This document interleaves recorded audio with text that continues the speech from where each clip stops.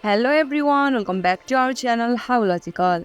In today's video, I'm gonna show you guys how to log into your Ohio Sales Tax account. For this guys, what you need to do is open up any web browser, as I have already opened the Google Chrome, and bring up the search bar and type in Ohio Sales Tax login and hit the enter.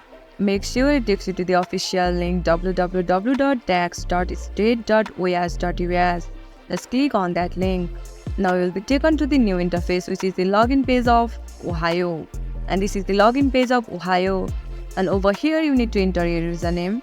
Similarly, enter your password over here. And once you click on login button, then you will be easily access your account. This much for today guys. If you guys find our video helpful, please leave a like. And don't forget to subscribe our channel and also hit the bell icon for our latest video. And drop a comment for reviews and more content like this. I'll see you guys again in our next video. Thank you for watching.